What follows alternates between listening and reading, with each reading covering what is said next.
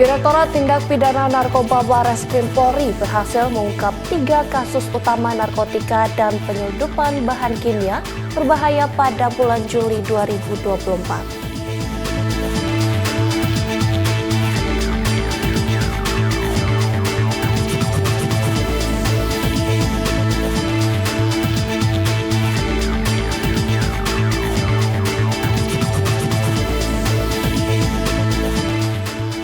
Polres Rokan Hilir menggelar press release 2 kasus yakni kasus pembunuhan dan kasus tindak pidana pencurian kabel power line milik PT PHR.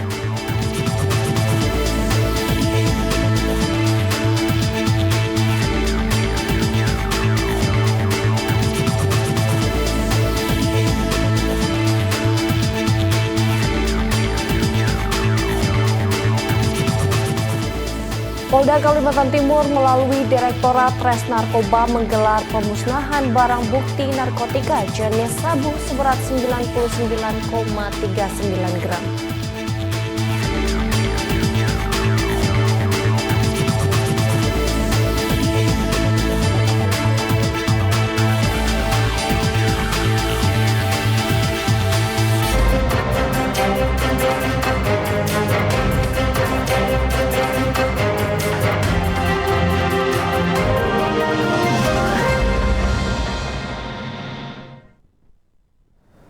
Selamat pagi pemirsa, Presisi Pagi kembali hadir edisi Selasa 23 Juli 2024.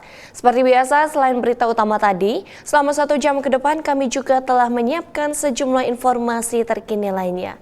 Bersama saya Bribda Joyunika, inilah Presisi Pagi selengkapnya.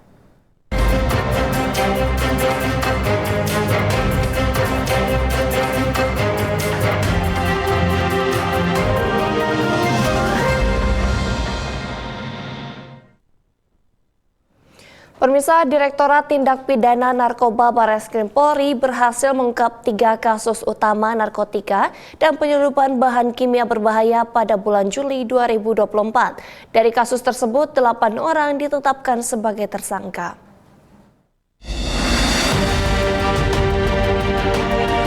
Ditipik Narkoba Bareskrim Polri mengungkap sejumlah kasus narkoba dengan mengamankan barang bukti sebanyak 157 kg jenis sabu yang diamankan di Aceh Utara dan Tangerang, Banten. Selain itu, sebanyak 4 orang berhasil ditetapkan sebagai tersangka dan 7 orang lainnya masih dalam pencarian. Selanjutnya, pihak kepolisian juga telah menangani kasus tindak pidana pencucian uang atas kasus narkoba dengan mengamankan sejumlah barang bukti berupa aset properti hingga mobil dan motor dengan total aset yang disita sebesar 30 miliar rupiah. Direktur Tindak Pidana Narkoba Bareskrim Polri, Brigjen Pol Mukti Juharsa mengatakan bahwa Polri berkomitmen akan memiskinkan semua bandar dan kurir narkoba. Total barang bukti yang disita dalam TKP adalah 1 sabu sebanyak 157 kg, di mana dilakukan penangkapan di Aceh Utara dan di Tangerang, Banten. Ya, ini ada kaitannya satu sama lain. Ya, pengembangan dari Aceh dapat diungkap di Banten, totalnya 157 kg.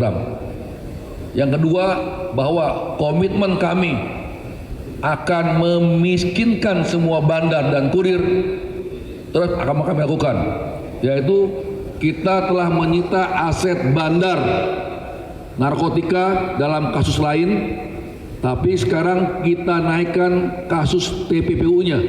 Ya, ada bandar narkotika yang sudah vonis dan kita naikkan kasus TPPU-nya, yaitu kita menyita kurang lebih atau seharga 30 miliar rupiah. Dalam kasus tindak pidana pencucian uang, Ditipit Narkoba Bareskrim Polri bekerja sama dengan Pusat Pelaporan dan Analisis Transaksi Keuangan atau PPATK dalam penyelidikan kasus tersebut. Sementara itu, Deputi Analisis dan Pemeriksaan PPATK Danang Tri Hartono menjelaskan bahwa pelaku melakukan perputaran transaksi dengan menggunakan uang hasil kejahatan narkotika untuk membangun kegiatan usaha. Untuk salah satu kasus ini kami PPATK melakukan joint investigation dengan Bareskrim Polri, khususnya Direktorat Narkotika, sehingga kami telah menyampaikan kurang lebih 10 hasil analisis yang terdiri dari kurang lebih 11 pihak. Nah, perputaran transaksi yang terjadi kurang lebih sebesar 200 miliar dengan modus pencucian uang menggunakan rekening pihak terdekat. Dalam hal ini adalah orang tua, adik, mantan istri dan pacarnya. Jadi mantan, istri dan pacarnya semua digunakan rekeningnya oleh pelaku. Selain itu juga modus pencucian uang yang dilakukan adalah dengan melakukan penyetoran menggunakan transaksi secara tunai untuk menyulitkan tracing lebih lanjut. Dan beberapa aset sudah disita seperti yang disampaikan oleh pihak Bareskrim Polri. Terima kasih. Direktorat Tindak Pidana Narkoba Bareskrim Polri juga berhasil menangkap 3 tersangka dalam kasus peredaran gelap bahan kimia berbahaya. Sebanyak 959 botol obat dan 710 kotak obat stamina lelaki ilegal berhasil diamankan. Berkat pengungkapan ini, sebanyak 1.669 jiwa berhasil terselamatkan. Dari Jakarta, Ica Tanasya, Mural Amas, Polri TV.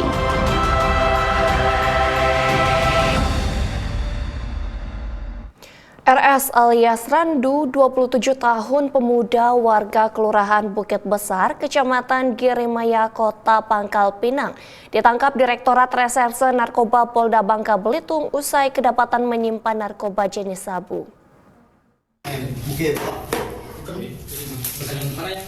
Kabid Humas Polda Bangka Belitung Komisaris Besar Polisi Jojo Sutarjo mengatakan peristiwa penangkapan kasus narkoba terjadi di Kota Pangkal Pinang. Dari tangan pelaku, petugas berhasil mengamankan sebanyak 64 paketan sabu yang terdiri dari 7 paket besar, 56 paket sedang, dan 1 paket kecil yang semuanya berisikan narkoba jenis sabu. Sementara untuk total beratnya yakni 851 gram, serta barang bukti lain ada 5 plastik strip besar kosong, 1 buah tas, 1 buah kantong kain, 1 buah tas dompet, 4 unit timbangan digital, serta 2 unit ponsel. Pengungkapan kasus peredaran narkoba ini diketahui usai adanya laporan dari masyarakat terkait adanya aktivitas transaksi narkoba di wilayah tersebut.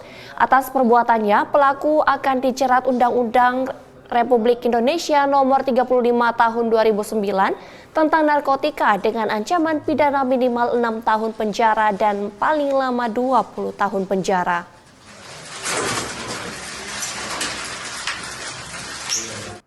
Pemirsa, dalam rangka pemberantas narkoba, Polda Kaltim melalui Direktorat Res Narkoba menggelar pemusnahan barang bukti narkotika jenis sabu seberat 99,39 gram bertempat di ruang rapat Direktorat Reserse Narkoba Polda Kaltim.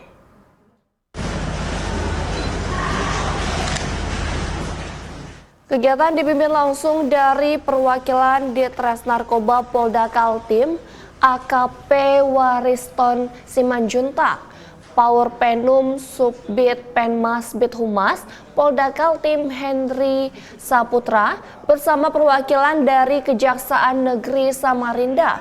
Pemusnahan sabu-sabu ini berasal dari pengungkapan seorang tersangka yaitu MS dengan total barang bukti berat kotor sebanyak 101,89 atau berat bersih sekitar 99,39 gram.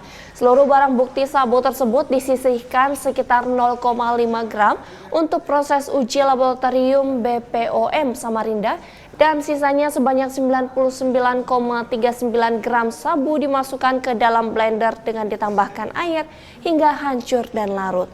Berdasarkan barang bukti dan hasil pemeriksaan uji BPOM Samarinda, tersangka MS mempertanggungjawabkan perbuatannya dijerat Undang-Undang Nomor 35 Tahun 2009 tentang narkotika.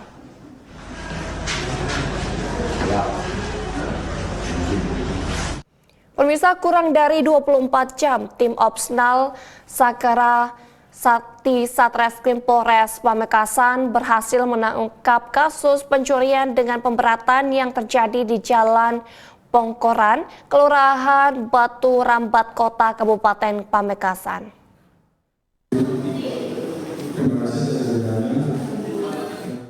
Kasat Reskrim Polres Pamekasan AKP Doni Setiawan didampingi Kasih Humas Polres Pamekasan AKP Sri Sugiyarto mengatakan pelaku yang berhasil diamankan oleh tim Sakra Sakti Satreskrim Polres Pamekasan berinisial AR 34 tahun warga Kelurahan Geladak Anyar, Kabupaten Pamekasan.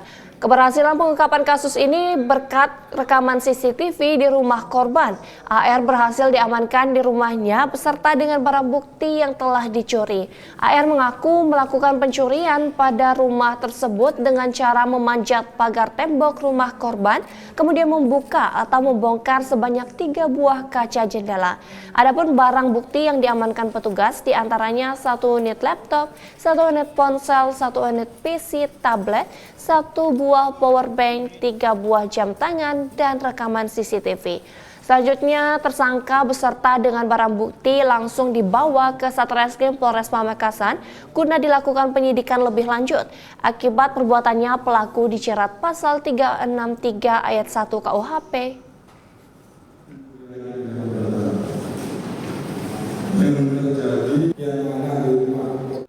Pemirsa, Polres Rokan Hilir menggelar press release 2 kasus, yakni kasus pembunuhan dengan 1 orang tersangka dan kasus tindak pidana pencurian kabel power line milik PT PHR.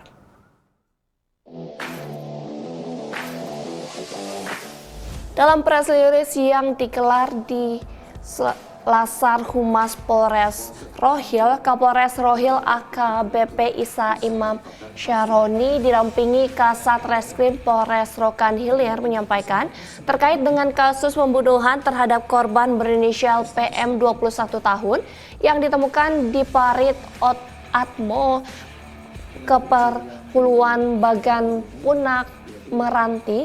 Jajaran Polres Hilir di Polsek Bangko berhasil menangkap pelaku kurang lebih 3 jam setelah mayat ditemukan. Pelaku diketahui berinisial AS alias 22 tahun, warga Kecamatan Bangko, Kabupaten Rokan Hilir. Motif pembunuhan terhadap korban diketahui karena cemburu karena melihat chat di ponsel korban dengan lelaki lain. Sebelum pelaku melakukan pembunuhan, pelaku bahkan sempat melakukan hubungan badan dengan korban. Untuk barang bukti yang diamankan diantaranya 1 unit sepeda motor, 1 unit ponsel, uang tunai senilai Rp50.000 yang diambil tersangka dari korban, 1 set pakaian korban, serta rekaman CCTV. Sementara itu, pengungkapan kasus berikutnya yakni tindak pidana pencurian kabel power line milik PT PHR. Diketahui pelapor bersama dengan tim Resmo Polres Rohil berhasil menangkap 4 orang tersangka. Keempatnya ditangkap di daerah Kelurahan Sedinan 03. Berikut barang bukti berupa 2 gulung kabel power line, 2 buah gunting besar, 1 unit parang, dan 1 buah pahat. Akibat perbuatannya, keempat tersangka ini dijerat dengan tuntutan pelanggaran pasal 363 ayat 1 KUHP. Jadi udah tahu lah dia macam-macam dan screen kontak dari mana. Pemirsa, Polda Jawa Barat resmi melimpahkan 2 tersangka kasus Dago Elos alias HHM dan DRM ke Jaksa Penuntut Umum Kejaksaan Tinggi Jabar. Keduanya merupakan tersangka kasus sengketa tanah Dago Elos di Kota Bandung, Jawa Barat.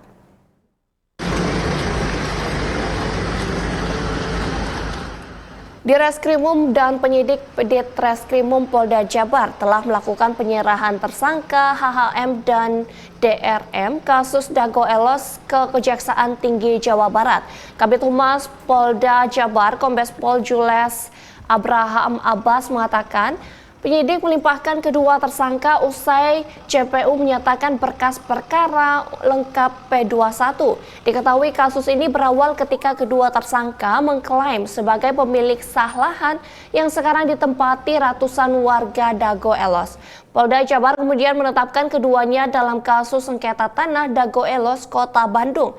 Kabid Humas mengungkapkan penetapan tersangka tersebut berdasarkan hasil pelaksanaan gelar perkara sesuai laporan polisi polisi tanggal 15 Agustus 2023 atas nama pelapor Ade Suherman. Dia melaporkan tentang dugaan tindak pidana pemalsuan surat dan atau penyuruh pemalsuan keterangan palsu ke dalam akta otentik sebagaimana dimaksud dalam pasal 266 dan atau 263 KUHP. Penyidik dari Polda Jawa Barat di Ditreskrimum akan menyerahkan dua orang tersangka berinisial HAM dan DRM terkait dengan kasus Dago Elas. Sebagaimana dimaksud dalam sangkaan yang kita kenakan, yaitu diduga melanggar pasal 263 ayat 1 dan 2 serta 266. Artinya yang bersangkutan diduga terkait dengan tindak pidana pemalsuan surat atau menyuruh menempatkan keterangan yang tidak benar pada suatu akta otentik. Dan pagi hari ini tentunya kita sudah berkoordinasi dengan pihak Kejaksaan Tinggi Jawa Barat untuk menyerahkan terhadap dua tersangka, yaitu berinisial HAM dan DRM.